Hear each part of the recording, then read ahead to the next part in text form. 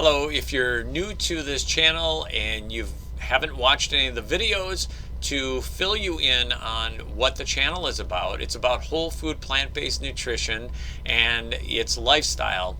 And so whether you're just considering starting out, or you've been thinking about it for some time, or you've been doing it for a while, there's plenty to learn, and my goal is to help you in that process.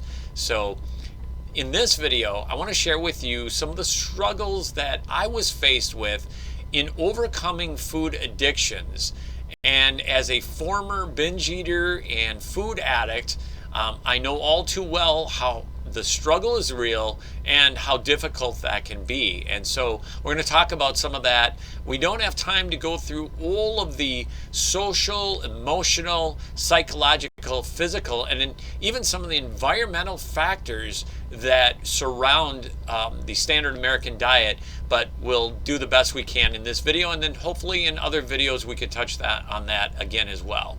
I know for myself, you go to work, and in so many workplaces now, I know they think they're trying to help and to do right by putting all of these addictive foods, say in a break room, for instance. So you go on break, you get up there, and all around you there's cookies and crackers and chips and sodas and on your lunch break, and you're like, well, you're thinking, wow, this is helpful, but it's not. It's allowing you to keep consuming these foods where you're surrounded by them. And I know from an employer's standpoint, they think they're helping you, but they're actually keeping you addicted to these foods. So that's one of the things that I experienced, and I ran into this all too often.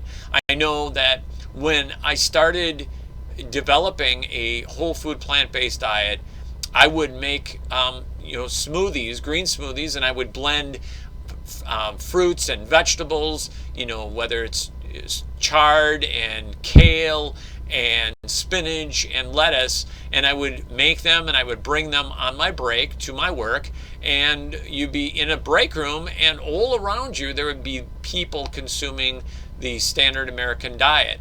And so they would look at you funny, and they'd be like, oh my gosh, what are you eating? What is that? And you would feel awkward because you're doing something that's not the norm. You're stepping outside of what is socially maybe acceptable, if you want to say, and what people are doing. And so it can become awkward.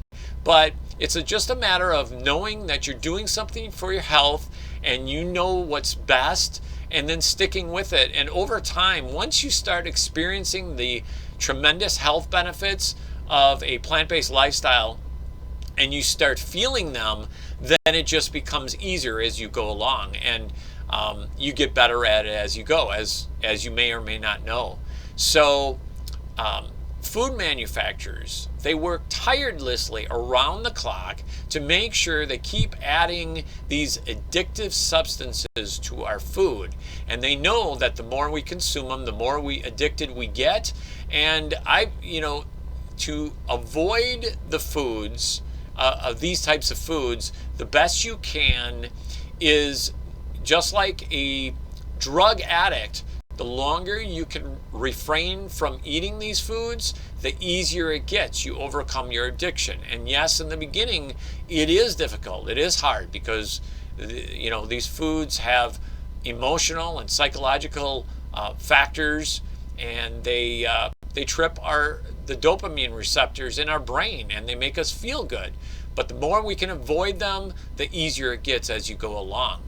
And then I've also learned that implementing a whole food plant-based diet in the unrefined plant food, the more you can do that in this journey, then the easier it is to become satiated. You won't feel so hungry all the time and ravenous, and your food addictions will be much less. So the more that you can eat plant foods and incorporate that into your diet, then the easier it gets in your journey along the way. So I hope this video is helpful, and if you enjoyed it, please consider subscribing. It just takes a moment. Click the subscribe, and I hope you share it with family and friends if you found it valuable. Have a peaceful, healthy day, and I'll see you soon.